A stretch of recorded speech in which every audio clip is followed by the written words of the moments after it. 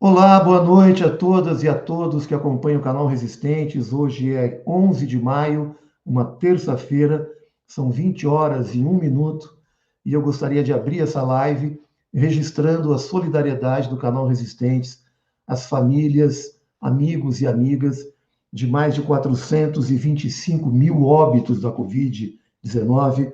Número atualizado hoje são 425.540 óbitos no Brasil, uma média móvel acima de 2.000 mortos diários.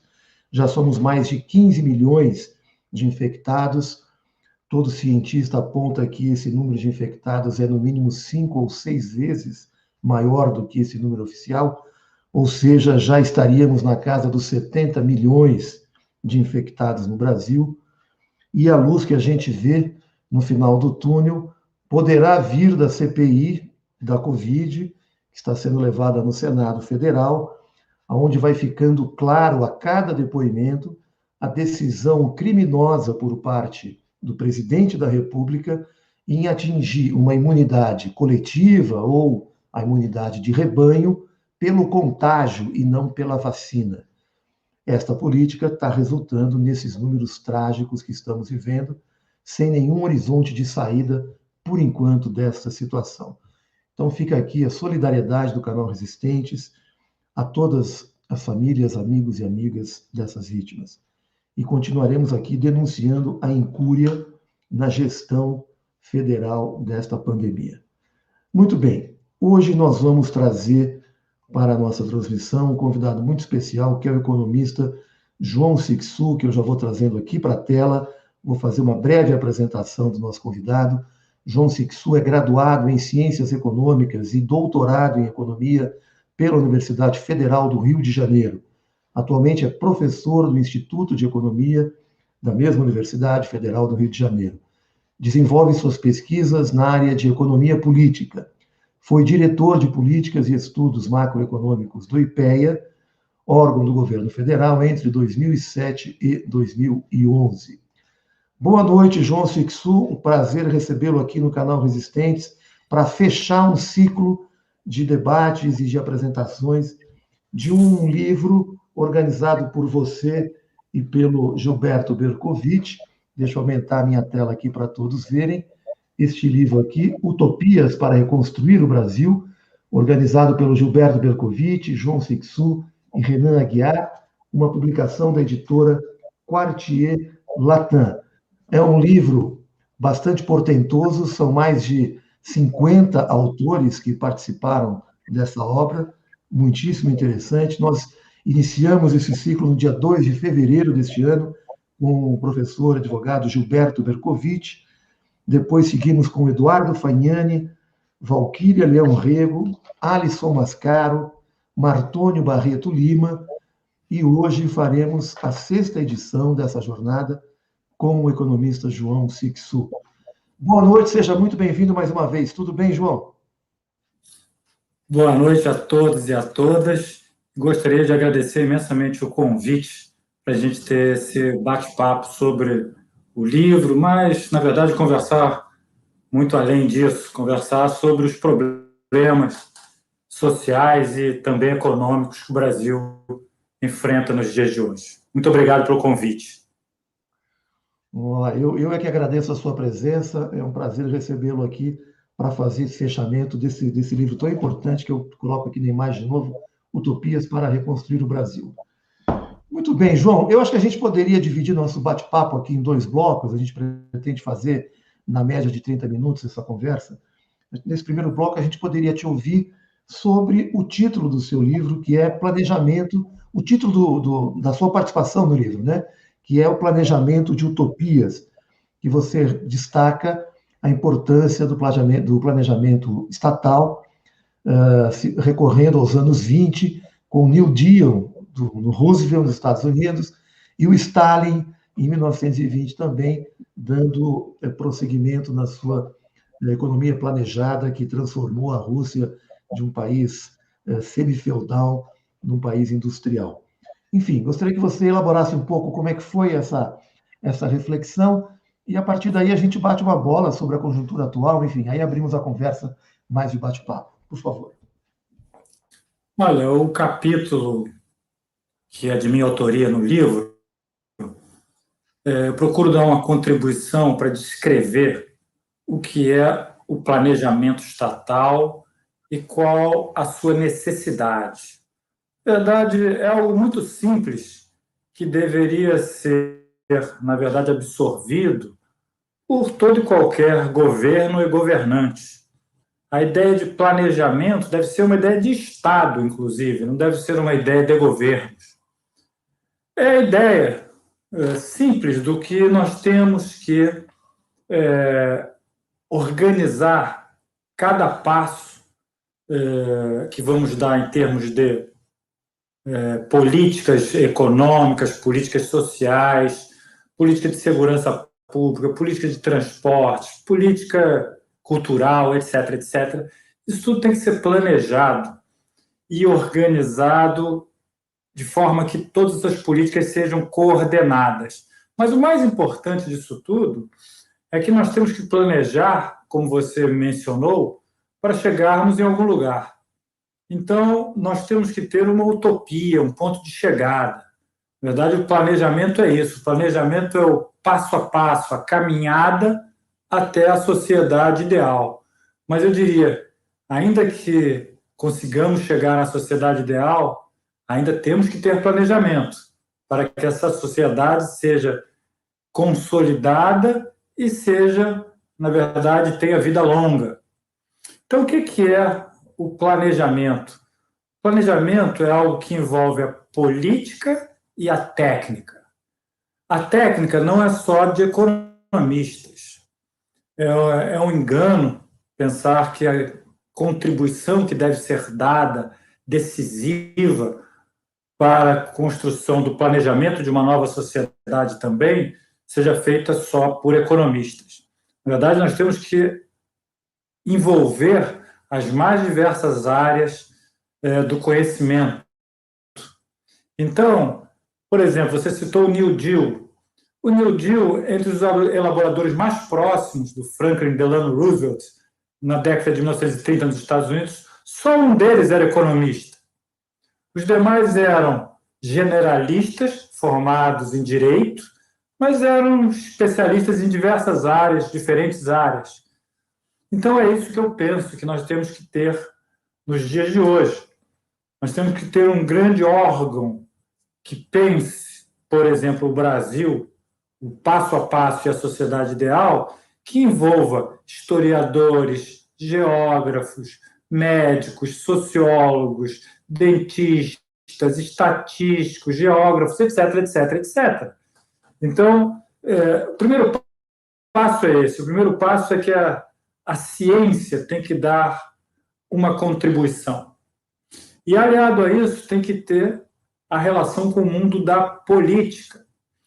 Porque, voltando também ao New Deal que você mencionou, é verdade que o New Deal foi montado e elaborado por técnicos.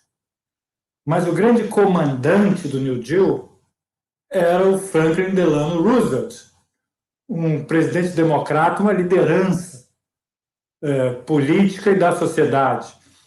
Porque as decisões técnicas, na verdade, são tomadas por políticos. Técnicos oferecem um cardápio de possibilidades. Agora, nós temos que ter estadistas, grandes governantes, tal como era o Franklin Delano Roosevelt, qual era o papel dele no New Deal? Coordenar todas essas áreas, harmonizar todos esses técnicos. Imagina um programa que tem, próximo a ele, entre 5 e 10 pessoas, mas em torno desse programa tinham 700 pessoas construindo o programa. Então, é preciso ter uma grande liderança política para coordenar isso tudo, e mais do que isso, é preciso ter uma grande liderança política para tomar as decisões e saber transmitir para a sociedade que decisões são essas e como que essas decisões podem, na verdade, trazer qualidade de vida para a sociedade. Então, o papel do político, do estadista, é o papel mais importante que eu diria no planejamento. Agora, é necessário ter uma boa base de técnicos, cientistas, apoiando os políticos. Para concluir essa minha fala inicial, eu diria o seguinte, olha, a economia política é exatamente essa ideia, a ideia da tecnicalidade associada ao estadismo, a ideia da política comandando as decisões de governo e encaminhando a sociedade para uma utopia desejada.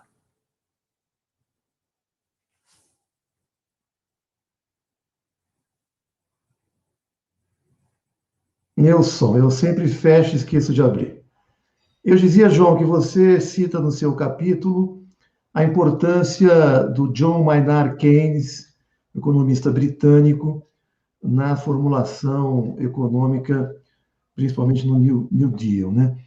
Eu gostaria de ouvir de você o seguinte: o Joe Biden está anunciando um plano econômico trilionário para os Estados Unidos, muitos chamando de um resgate das ideias keynesianas, porque se trata de um investimento pesado por parte do Estado em infraestrutura, em reforma tributária, também para taxar as grandes fortunas, etc, etc. Eu te pergunto o seguinte: nós assistimos nos Estados Unidos o resgate das ideias de Keynes e em que medida essas ideias podem servir à periferia do sistema capitalista onde nos encontramos, né? Um capitalismo rentístico que nós vivemos hoje, numa crise nas economias centrais desse sistema. Então, gostaria de te ouvir primeiro qual é a avaliação que você faz sobre esse anúncio desse pacote basicamente econômico anunciado pelo Joe Biden e em que medida as ideias keynesianas podem ser aplicadas na periferia do sistema. Como é que você vê isso? Olha, eu antes quero falar do programa do Biden. É um programa que surpreendeu, porque é um programa que mostra a necessidade da intervenção do Estado no campo social e econômico, e onde os Estados Unidos decidiram, então, colocar avalanches de dólares para financiar toda essa recuperação econômica que passa por reconstrução de uma infraestrutura, infraestrutura logística que nós conhecemos, básica, né?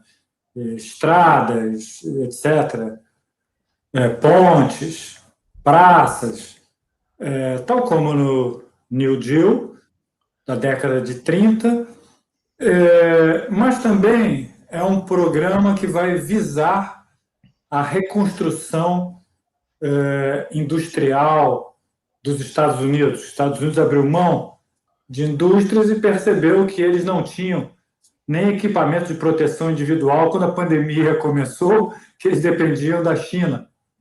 Então, eu diria que eu tenho uma visão assim bastante favorável. E a recuperação da economia americana, ela é importante para a recuperação de todas as economias, sejam elas economias de inclinação mais estatal, como a economia chinesa, a economia do Vietnã, ou economias mais liberais, como a economia da Austrália. Os Estados Unidos têm 25% da economia mundial. Então, a recuperação da economia americana faz bem para todos.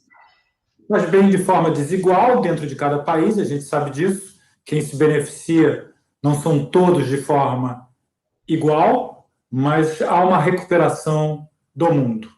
Agora eu gostaria de fazer uma provocação após elogiar essas iniciativas do Biden.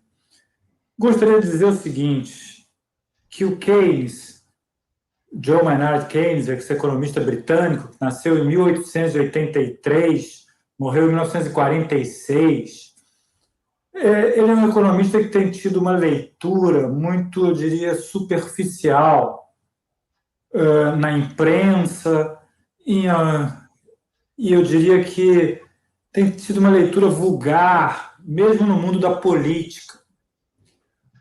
Keynes, por exemplo, ele não é exclusivamente um economista que propôs políticas de recuperação econômica. Na verdade, todas as políticas de recuperação econômica já existiam antes do Keynes. Na verdade, o Keynes ele aprendeu com o New Deal.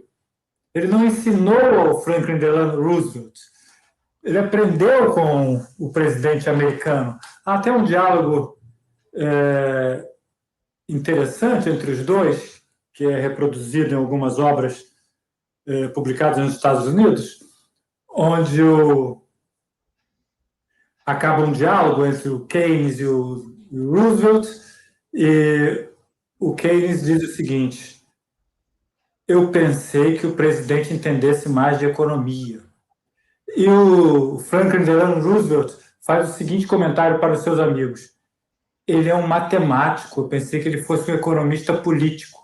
Então, essa ideia de que o Keynes é um patrono do New Deal é uma ideia que não é boa. Na verdade, diria que o New Deal ensinou muito mais para o Keynes do que o Keynes ensinou ao New Deal. Agora eu quero fazer uma provocação mais profunda. O Keynes, ele não é um economista, ele é um economista político, é um economista do planejamento de uma sociedade ideal para ele. Ele não é um economista das políticas econômicas. As políticas econômicas representam uma parte. O planejamento do Keynes propõe grandes reformas estruturais. O Biden não está indo muito nesse caminho das profundas reformas estruturais. Por exemplo, vou dizer que para o Keynes era favorável ao controle das decisões de investimento do setor privado, não é só do setor público.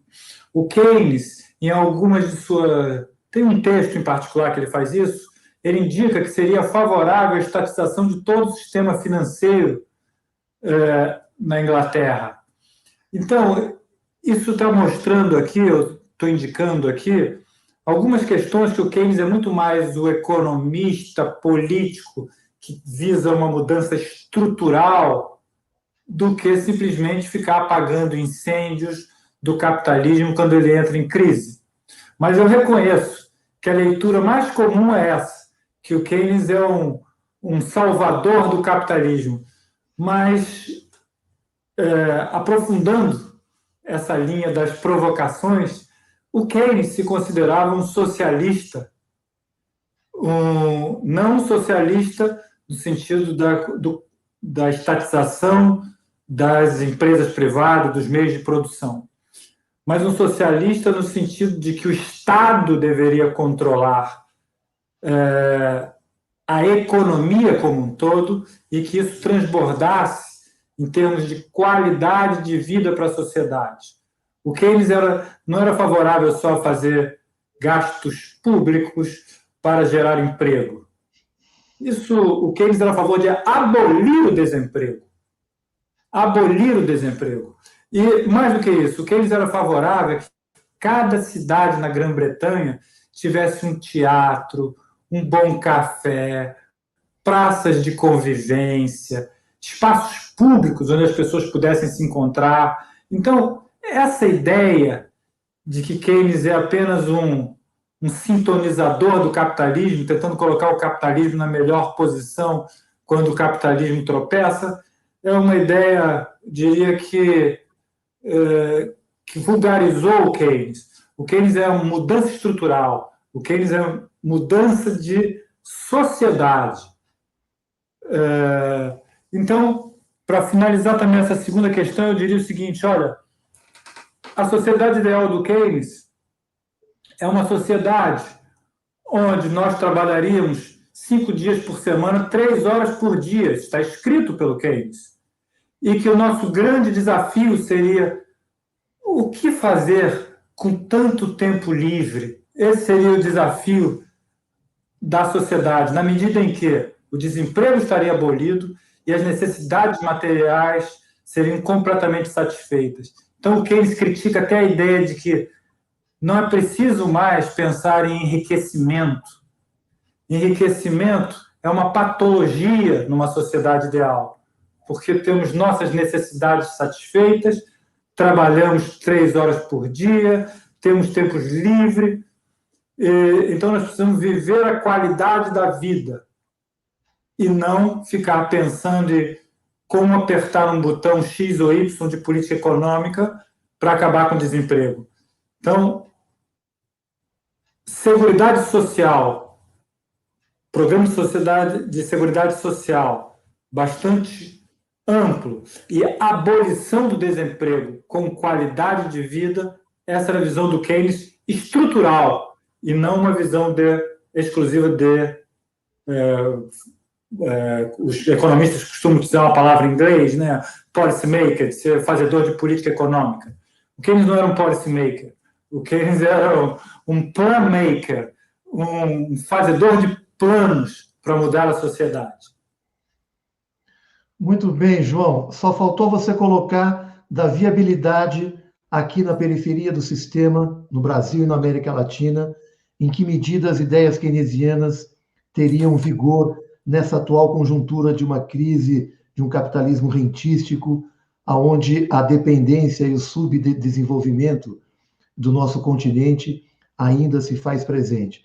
Você acha que há saídas keynesianas para superar a nossa dependência e o nosso subdesenvolvimento? Acho que sim. E keynesianas, quando você fala keynesianos, eu gostaria de enfatizar que keynesianas, do meu ponto de vista, são mudanças estruturais.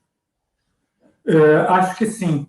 Mas isso não é uma questão, como eu falei lá no início, uma questão que os economistas podem resolver. Na verdade, será resolvido no plano da política.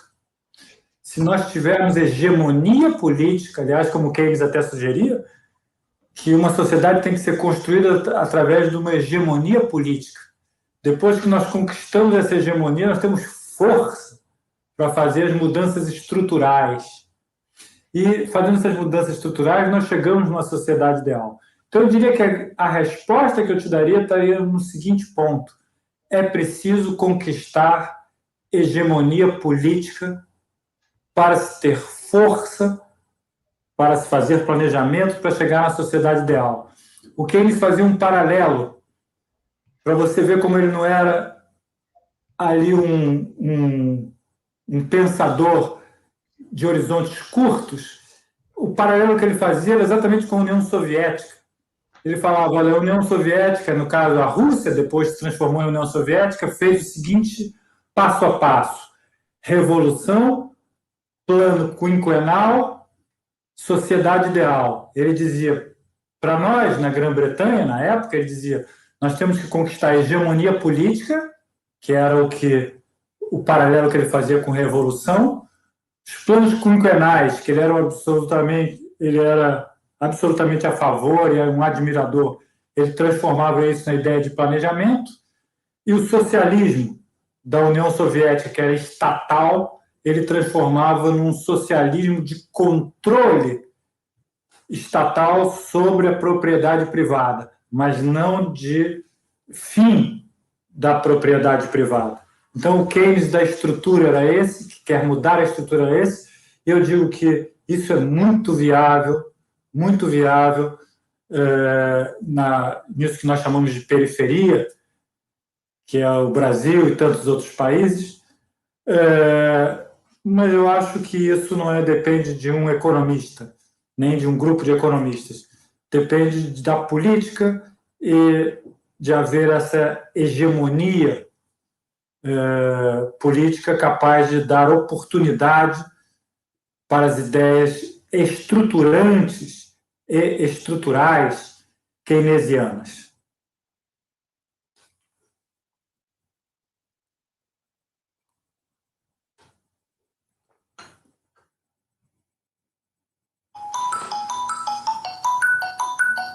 Cláudio.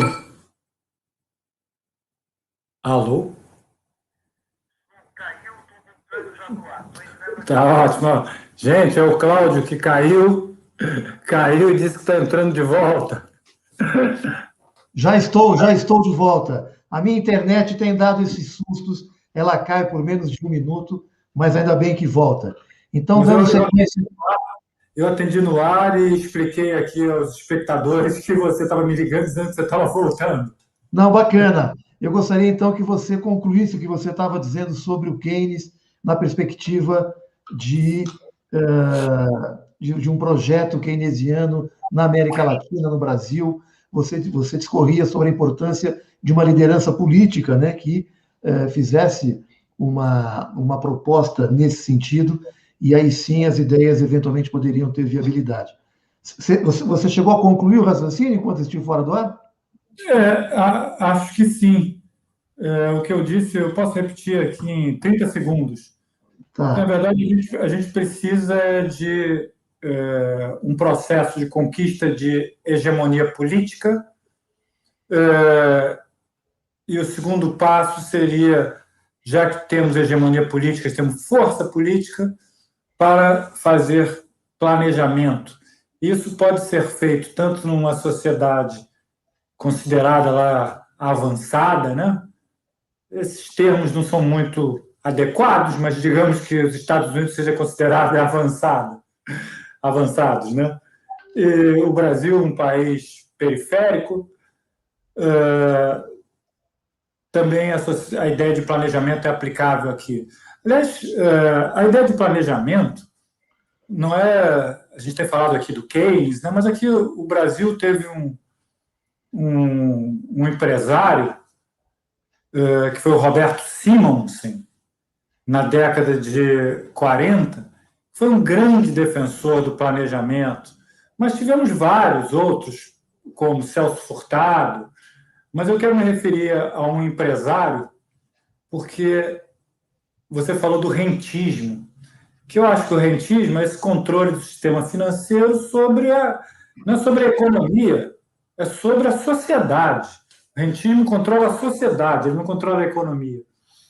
E o Roberto Simonsen é exatamente assim, o oposto disso. Era um empresário dos anos 40, 50, que, na verdade, era um empresário que era professor de História Econômica, era membro da Academia Brasileira de Letras. Então, era um empresário, de fato, empreendedor. Porque os empresários brasileiros que eu vejo, que são inclusive presidentes das grandes instituições industriais brasileiras, não são donos de indústrias. Na verdade, eu não sei nem o que eles fazem negócios, mas não são donos de indústria. Então, o que a gente precisa é que não é que o setor produtivo conquiste a hegemonia. Na verdade, a hegemonia tem que ser hegemonia de ideias progressistas, democráticas e socialistas. Eu acho que essa é a hegemonia que nós queremos. E eu acho que nós precisamos de empresários como o Roberto Simonsen. E não precisamos de muitos empresários que nós temos nos dias de hoje, no Brasil, que se dizem empresários, mas não têm indústria. Tem todos os seus recursos aplicados no sistema financeiro. Então, a gente precisa que a sociedade comande, na verdade, os seus rumos. Então, muita gente fala assim, tem que quebrar a hegemonia do setor financeiro e o setor produtivo tem que assumir a hegemonia da economia. Não. A hegemonia da economia tem que ser assumido por um projeto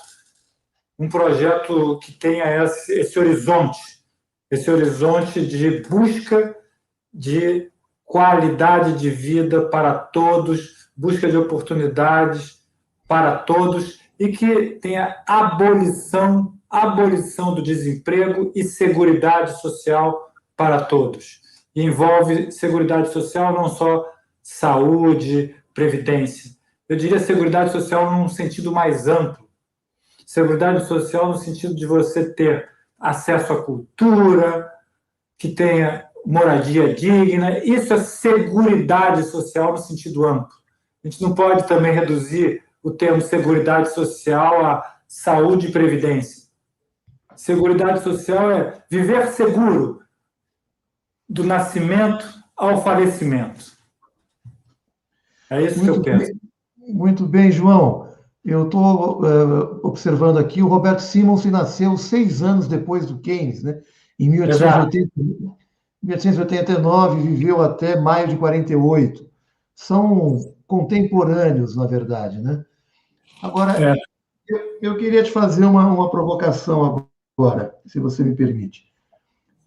Caminhando aqui para o encerramento da nossa conversa, que está muito boa, passa sempre muito rápido, mas a gente combinou de fazer de 30 a 40 minutos. Gostaria de te ouvir sobre o seguinte aspecto.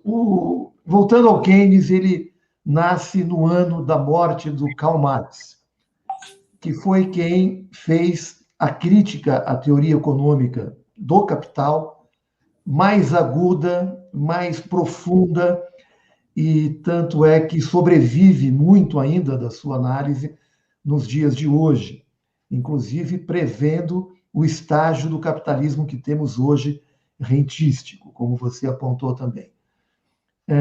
Qual é a importância das ideias de Marx no mundo contemporâneo e em que medida Marx influenciou Keynes ou até mesmo o Roberto Simonsen? Olha,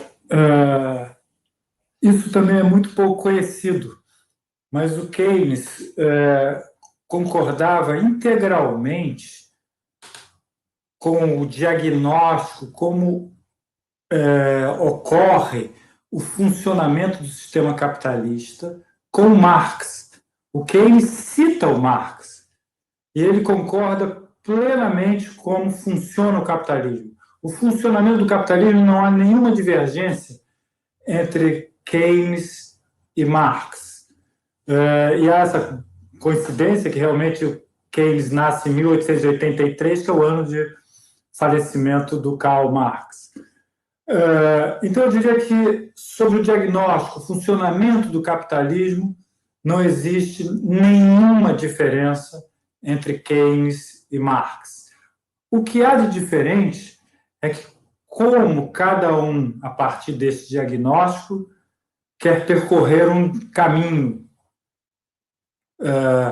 O caminho de Keynes era um, o caminho de Marx era outro. Fundamentalmente, eu acho que o que difere, no fundo, entre as duas sociedades, uma sociedade pensada por Marx ou por marxistas e uma sociedade pensada por Keynes, o que difere fundamentalmente é se devemos ter ou não a estatização dos meios de produção. Ou seja, se as fábricas devem ser... Fábricas, eu estou falando de uma forma genérica, assim, para ficar mais claro. Fábricas, bancos, etc., devem ser estatizados, devem pertencer ao Estado ou devem ser privados. A diferença é que o Keynes admitia que, e aceitava e propunha, que a propriedade dos meios de produção deveria ser privada. Entretanto, o Keynes, ele diz que deveria haver o controle sobre a propriedade privada. Então, o que difere uma sociedade da outra não é que um é burguês e o outro é proletário. Isso é muito rasteiro pensar assim. O que difere é que um propõe a estatização dos meios de produção, que é o Marx, e o outro propõe o controle dos meios de produção privados. Mas, no mais, não existe nenhuma diferença, mas nenhuma diferença, em termos de distribuição de renda, distribuição de riqueza, qualidade de vida, acesso às mais diversas oportunidades, segurança de vida. Toda a ideia de uma sociedade ideal de marxistas e de keynesianos com esse sentido que eu defini aqui, essas sociedades são idênticas, só diferem nesse aspecto. Um propõe que estatização, o outro propõe controle. Essa é a diferença básica. Eu acho que procurar mais diferenças, eu acho que é encontrar divergências aonde não existe. Isso é muito importante a gente pensar que, assim, concluir essa frase. O Keynes falava uma frase assim: olha, nós devemos fazer a socialização dos investimentos. O que era a socialização dos investimentos para o Keynes? Era o controle dos investimentos, público e privado. Que no linguajar marxista eu diria? Diria a mesma coisa assim: é preciso estatizar as decisões de investimento, porque as empresas já são todas estatais. Então, é uma coisa sutil, mas importante. Uma é o controle, o outro é a estatização direta. Mas o resultado, o objetivo, é o mesmo.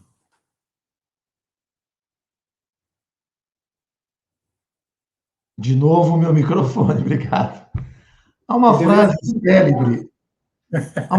célebre do Keynes, lembrada pelo Zé Paulo Neto, numa entrevista recente que ele deu ao Breno Altman, no Opera Mundi, onde ele lembra que o Keynes, quando perguntado a que classe social ele pertencia, ele sempre afirmava que era a classe da burguesia letrada. Talvez essa também seja uma diferença que distingue o Keynes do Marx, que sempre se colocou ao lado das lutas proletárias, né? Mas, enfim, acho que essa é uma discussão muito longa, interessante, que a gente poderia eventualmente retomar num próximo encontro. Pois não, João, pode falar. Deixa eu fazer uma observação. Sobre essa observação aí, na verdade, a tradução, a transcrição literal é que o Keynes dizia o seguinte: eu não acredito que as transformações sejam feitas através da luta de classes. Ele acreditava que era feito através da hegemonia política. Tá? E ele dizia o seguinte: olha, mas se um dia, hipoteticamente, existir a luta de classes, eu estarei do lado, ele disse isso, da burguesia letrada, inteligente. Mas ele não acreditava que fosse existir esse momento de luta de classes. Agora, para deixar uma provocação para você, para os nossos espectadores, olha só, o Keynes, ele foi um admirador e elogiou e ficou bastante animado, escrito com a Revolução Russa de 1917. Ele era membro de um clube chamado Clube de 1917, em Londres, que todos os anos e de forma regular comemorava a Revolução Russa de outubro de 1917. E mais do que isso, ele fazia a colaboração cultural da Grã-Bretanha com a União Soviética. O Keynes era casado com uma bailarina russa. Ele visitou a União Soviética, a Rússia, várias vezes. E ele tinha muito mais pontos favoráveis ao regime da União Soviética do que as pessoas imaginam. O que ele era radicalmente contra era a falta de liberdade política individual, as perseguições, etc., que ele diz: olha, não começaram no Stalin, não. Começaram no Lenin. Tá? Mas, no mais, tudo que acontece na União Soviética é extremamente favorável para o povo soviético. Muito bem, João. Foi ótima a nossa conversa. Quero agradecer muitíssimo a tua participação, a todos que nos acompanharam até aqui, todos que irão ainda nos acompanhar. Quero anunciar aqui que amanhã a nossa programação começa às 10 horas da manhã, no Diálogo de 20 Minutos, com o jornalista Paulo França. Vamos receber o economista Eduardo Faniani, com o título Bilionários na Pandemia. Ele vai falar um pouco também sobre a reforma tributária, que é um projeto onde o Faniani participou. Não sei se o João, nesse trabalho de um projeto que está na Câmara da Reforma Tributária Solidária, não é isso, João? Não sei se você chegou a participar desse trabalho. Não participei, não. Mas eu troquei algumas ideias com o Eduardo, mas não diretamente sobre o trabalho. Ele estará aqui amanhã às 10 horas para desenvolver essa temática com a gente. É um diálogo de 20 minutos que a gente tem feito diariamente às 10 horas. E às 17 horas eu recebo o sociólogo Dalto Silveira para fazer uma análise de conjuntura no Brasil e na América Latina. Então fica aqui o convite para amanhã, essas duas programações aqui no Canal Resistentes. E posso anunciar que em breve o Canal Resistentes vai promover um curso de 25 aulas sobre a Revolução Russa, com o professor João Ponciano, não sei se é João o primeiro nome dele. Eu tenho aqui, nós vamos fazer com Ernesto Germano Pérez e com Roberto Ponciano, tá? Serão 25 aulas e a primeira aula está programada para a semana que vem, salvo engano, quinta-feira. Todas as quintas-feiras nós vamos desenvolver esse curso sobre a Revolução Russa. É isso, João. Passo para você fazer suas considerações finais e despedidas aqui, fechando esse trabalho muito interessante, muito bonito, que você organizou ao lado do Gilberto Bercovitch e do Renan Aguiar. Quero parabenizá-lo por esse trabalho. Recomendo a leitura de todos sobre esta obra, Utopias para Reconstruir o Brasil. São mais de 42 colaboradores. Eu tive o prazer de conversar com 6 deles e eu pretendo, assim que minha agenda permitir, retomar esse ciclo com outros convidados que participaram dessa aula. Parabéns pelo trabalho, muito obrigado por estar aqui. Passo para você fazer suas considerações finais. Bem rapidamente, gostaria de agradecer novamente o convite, que foi um prazer ter essa conversa, e deixar apenas um abraço fraterno a todos e a todas. Muito obrigado, João. Espero ter outras oportunidades com você para a gente continuar esse bate-papo que foi muito agradável sobre Keynes, Roberto Simons, Karl Marx, Stalin. Acho que nós vamos ter muito para conversar em outros novos encontros. Uma boa noite a todos, uma boa semana e acompanhem aqui a programação do canal Resistente. Sim, faltou o pedido de sempre: inscrições, compartilhamento, likes, comentários no vídeo, para aqueles que puderem se tornar membros do canal Resistentes. Ao lado do botão inscrever-se, você encontra lá 3 opções de colaboração com o trabalho aqui do canal Resistentes. Ok? Forte abraço a todos, boa noite. Sigamos em frente pela esquerda. Tchau, tchau.